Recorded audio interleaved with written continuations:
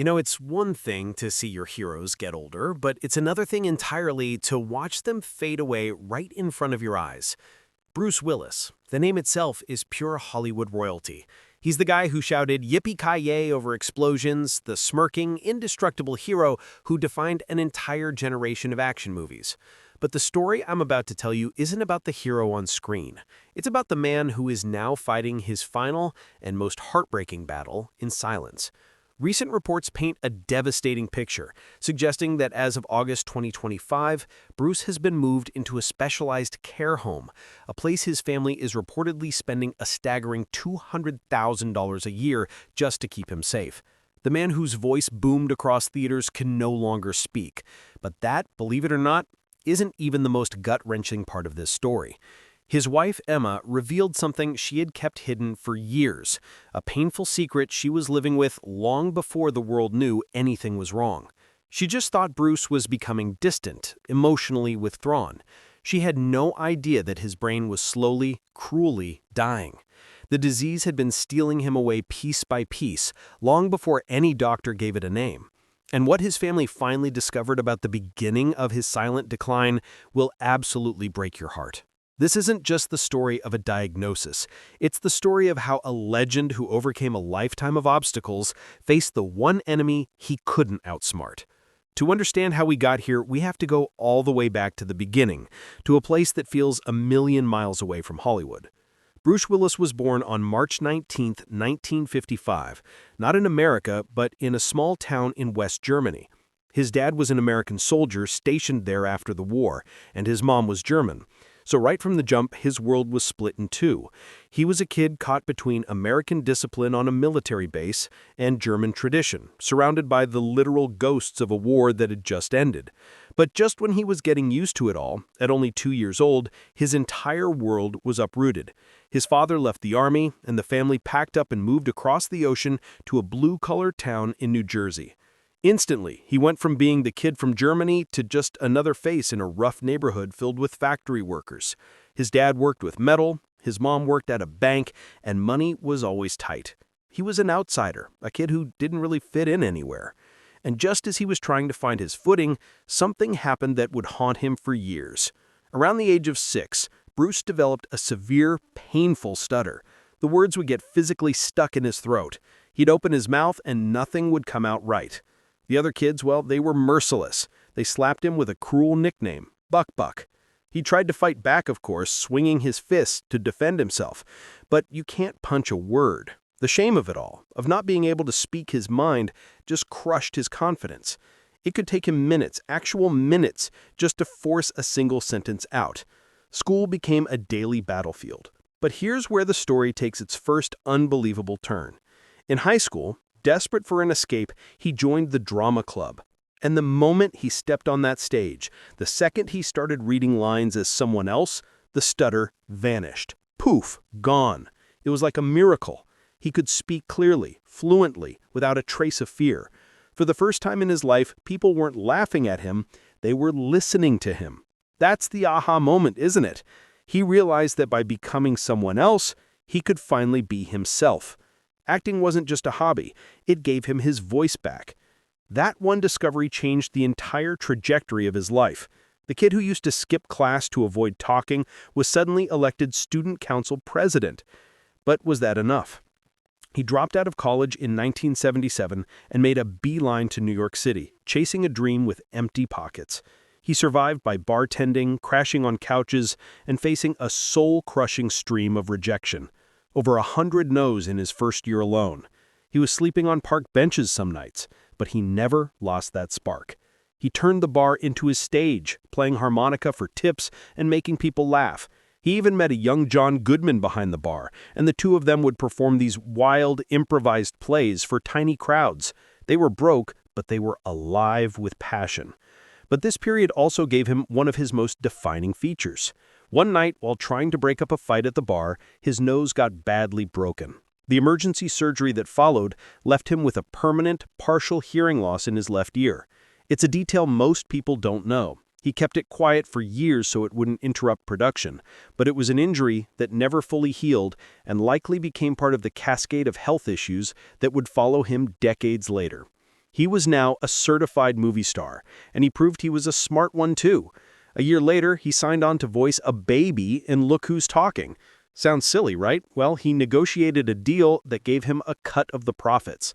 For just 4 days of voice work, he walked away with a cool $10 million after the movie, made for peanuts, grossed almost $300 million. The guy was on fire.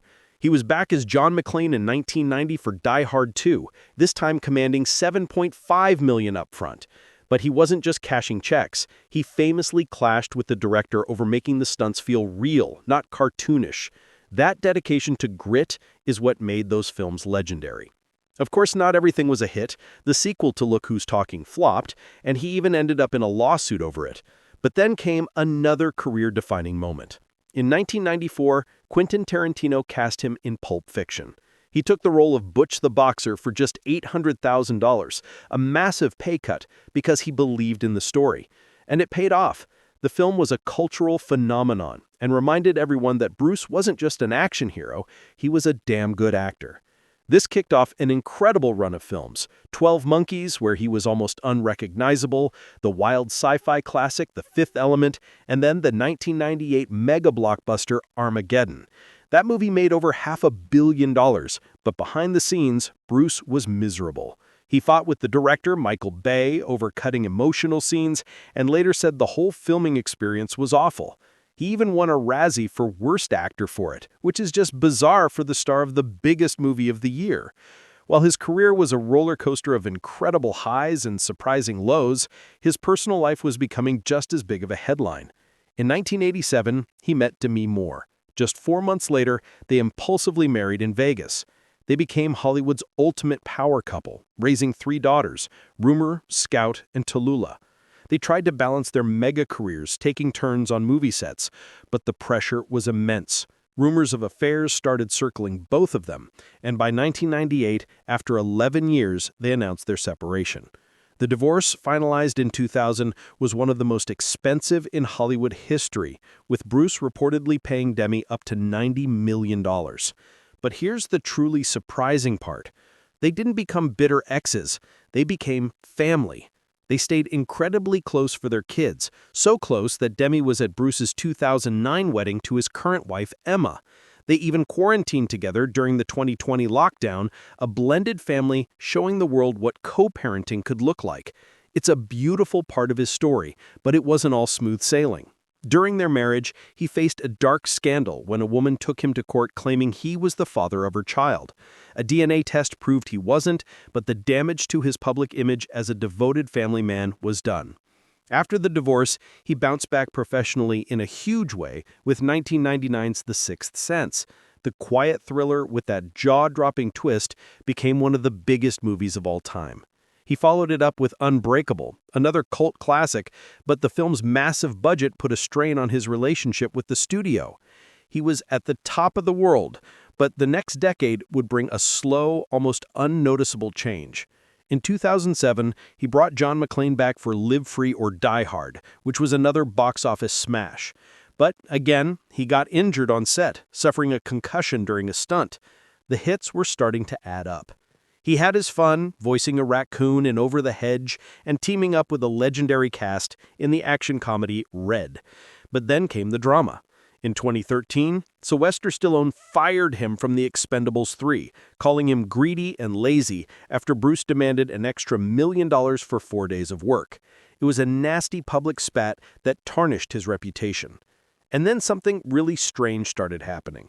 Around 2015, Bruce Willis, the A-list superstar, started appearing in a flood of terrible, low-budget, straight-to-video action movies. Fans were confused. Critics were brutal. The performances felt phoned in, lazy, like he didn't care anymore. People whispered that he was just cashing in, that he'd lost his passion. But the truth was so much more tragic. These movies weren't a choice. They were a sign, a heartbreaking signal that something was terribly wrong. While the world was questioning his career choices, his private life had found a new, quiet stability. In 2009, he married model Emma Hemming. Despite a 24-year age gap, they built a beautiful life together, welcoming 2 daughters, Mabel and Evelyn. He seemed to have finally found his peace. But that peace was violently shattered in 2015 when intruders broke into their Idaho ranch. It was a targeted attack, and the thieves were caught with personal photos of the family.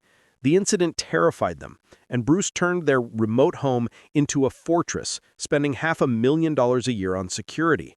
The man who was unshakable on screen was now forced to live in fear in his own home. This wasn't the first time his private struggles had bubbled to the surface. He later opened up about his battle with alcohol, admitting to blackouts and bar fights during his younger years. But the biggest challenge was still to come, hidden in plain sight. Then in March 2022, the confusing movie roles, the on-set struggles, it all finally made a terrible kind of sense. His family released a statement that shook the world. Bruce was retiring from acting effective immediately because he had been diagnosed with aphasia, a brain condition that